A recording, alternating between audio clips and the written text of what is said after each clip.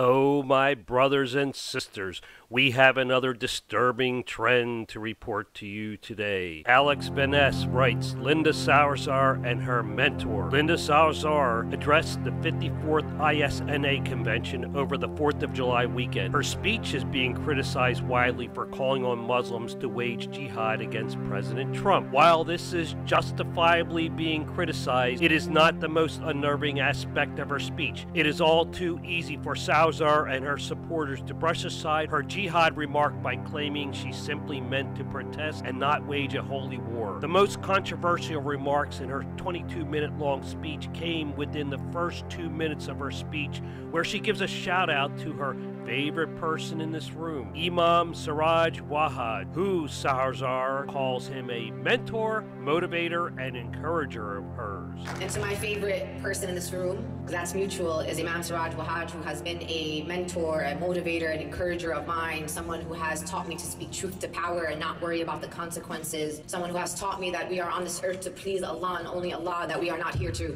please any man or woman on this earth. So I'm grateful to you, Imam Siraj.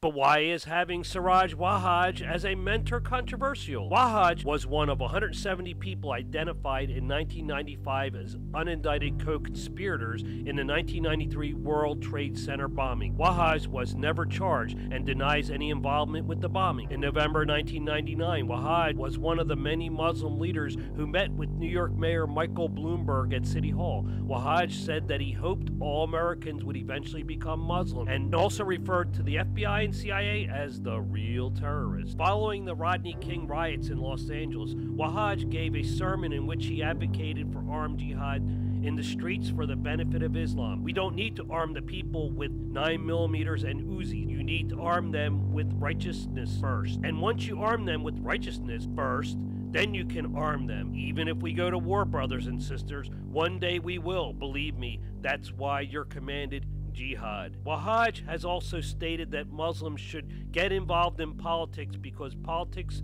are a weapon to use in the cause of Islam. We can see now that Sarsour has been a glowing mentee. Sarsour, who is being groomed as a leader of the Democratic Party, has worked hard to promote Islam and Sharia law in America. Sarsour is describing Sharia as reasonable and uses utopian terms to promote Sharia. Sharia law is reasonable, and once you read into the details, it will make a lot of sense. People just know the basic. You will know when you're living under Sharia law if suddenly all your loans and credit cards become interest-free. Sounds nice, doesn't it? 10 weeks of paid maternity leave in Saudi Arabia. Yes, paid. And you're worrying about women driving. Puts us to shame. My reaction is that Ms. Sarsour is hostile to me, not because she knows me, but because she's a fake feminist.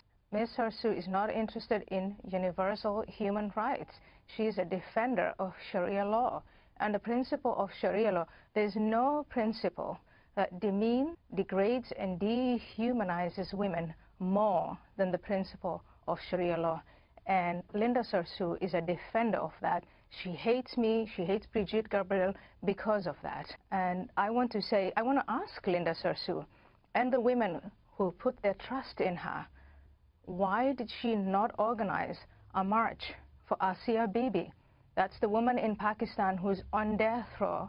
She is condemned because allegedly she did something that caused her to blaspheme. Or Miriam Ibrahim in Sudan, who was imprisoned. The 270 plus women that were kidnapped in Boko Haram, the Yazidi women who were subjected to slavery by ISIS. This is the times we live in, and these fake feminists who say they speak for Muslim women, they have never said anything about this. Linda Sarsour is not a defender of universal human rights. She's a defender of Sharia law. She hates me because I expose what Sharia law is.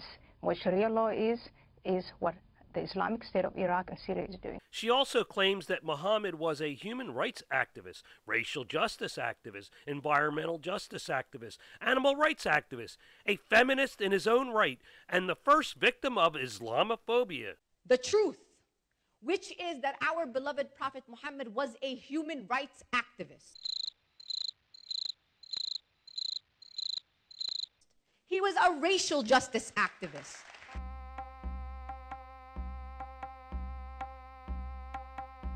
He was an environmental justice activist, taught us about how to take care of the earth that Allah gave us. He also cared about the animals. He was an animal rights activist. He was a feminist in his own right, uplifted the women in his community.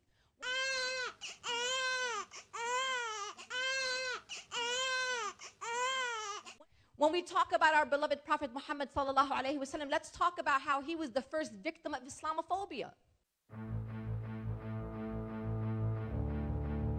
This is not the first time Sarsour has embraced objectionable figures. She attended a Jewish Voice for Peace summit where she sat alongside PFLP terrorist Razmia Odeh, gave her a warm embrace, and while speaking, Sarsour said she was honored and privileged to be here in this space and honored to be on this stage with Razmia. She associates with the organization Al-Awda and its co-founder, an open and unapologetic Hezbollah supporter, Abbas Hamida. While having recently distanced herself a bit from Al-Awda, Sarsour has attended numerous rallies sponsored by Al-Awda, promoted and solicited donations for their events, spoke at their rallies. She has never renounced the organization. Sarsour and Hamida have playfully joked around with each other about the Jewish connection to Israel. She has also called for people to show solidarity with Muhammad Allen, a member of the terrorist group Islamic Jihad. Allen has a history of recruiting suicide bombers. How long will the political left put up with those who hobnob with terrorism? They ask in the article. Well, here's my answer. Is Linda Sarsour a bad person that knows exactly what she's saying? And is she aware of the offensive lies that she is spreading? Does she realize that the hate that comes out of the religion of peace is not good for civilized society? Or maybe she is confused. Does Linda not really understand what she is talking about? I want to be charitable and offer her a way out by assuming it's the latter, but we can all hope, can't we? Instead of carelessly tweeting platitudes about the extremely few rights that women have under Sharia law, maybe she could spend some time in Saudi Arabia or Iran and do the types of things she has the freedom to do in the West. It won't take long for her to discover